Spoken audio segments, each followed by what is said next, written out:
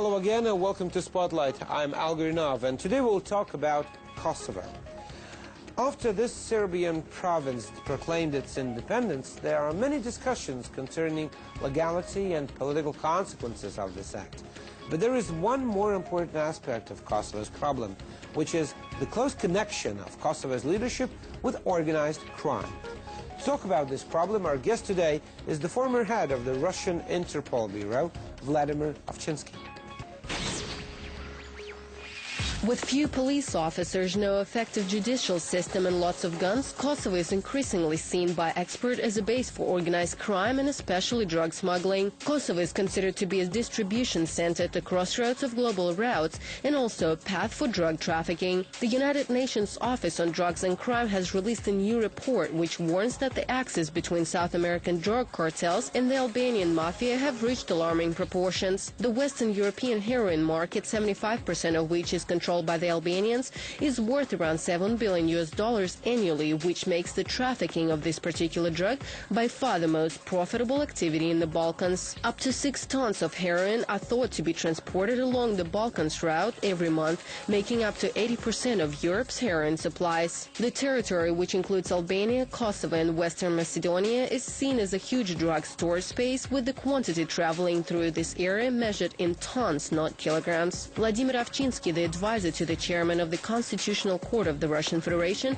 and former head of the Russian Interpol Bureau, is here today to talk about the issue.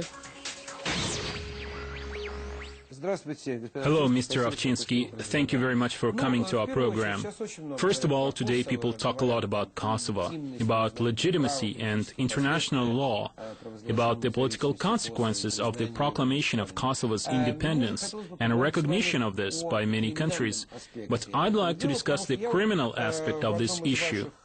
I've read in one of your interviews, quote, "We are dealing with a practically successful attempt to create an independent mafia terrorist state in the heart of Europe," unquote. Could you please explain why you are concerned about this aspect most of all? In October 1997, I was appointed as the head of the Russian Interpol Bureau. A month later, in November, a report signed by the Secretary General, Mr. Raymond Kendall, was sent to us from the Secretariat General of Interpol in Lyon. The report was about the Kosovo-Albanian Mafia.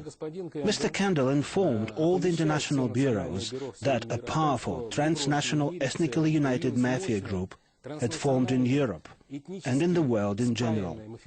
The group was in control of 80% of drug supplies from Afghanistan and Pakistan to Europe, the so-called Balkan route. And the same mafia structure was in control of trafficking of people, including of women and children for prostitution and sex slavery. They were the ones supplying arms as well. Also, the report informed us that the criminal organization had connections with large terror structures. Please note that back in 1997, before the well-known events of September the 11th, 2001, when the entire world learned about Al-Qaeda and bin Laden, the same report informed us about the close connections between the leaders of the Kosovo Liberation Army and the mafia group with bin Laden, with his allies and the Mujahideen. It also informed us about the participation of his Mujahideen in the activities of Kosovo-Albanian mafia structures and in their operations on the territory of the former Yugoslavia.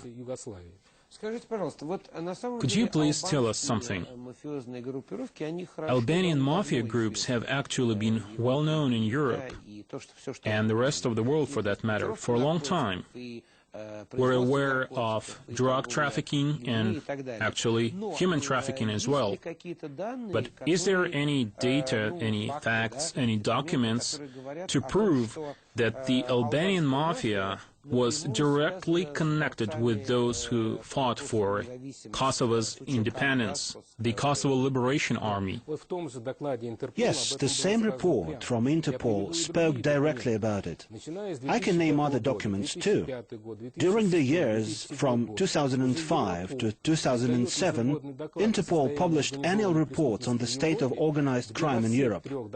All of the reports from these 3 years indicate that that the Kosovo Albanian Mafia and Albanian Mafia as a criminal ethnic group in general have been significantly influencing mafia activities in Europe. A range of facts are listed. What's more, those structures have been labeled as the cruelest ones.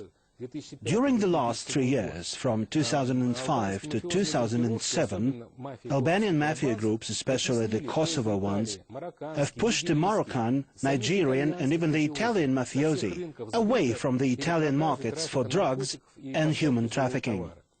Moreover, several serious fights have taken place where the leaders of different mafia groups were murdered by Kosovo-Albanian mafia men. Let's consider a plain example from the leader of today's Kosovo, Prime Minister Hashim Thaçi. The same Interpol report informed us about his direct connection with bin Laden. In the middle of the 1990s, an announcement was made in Albania after the overthrow of the Albanian authoritarian regime that bin Laden was receiving arms from these collapsed Albanian structures. He was also given 10,000 Albanian passports and other international passports, which he has been actively using now for the travels of his mafia structures all over the world. Could you please tell us something? In one of your articles, you wrote, I would say, quite a controversial statement, saying that the Mafia had received its largest income after the NATO attacks on Yugoslavia, and that gangs of Kosovo Albanians had earned approximately 15 billion German marks from 1999 to 2000 from those attacks. How did NATO's attacks on Yugoslavia enable the Mafia's financial benefits? Let me explain. We should speak openly that the Kosovo Liberation Army subjected the Serbs in Serbia and Kosovo to open genocide.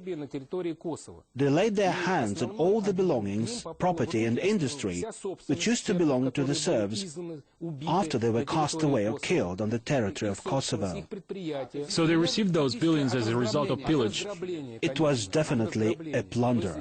Those billions were received as a result of this and the act of genocide against the Serbs. So the bombings supported the Albanians and let the Albanians off the leash? Yes, that let the mafia structures off the leash.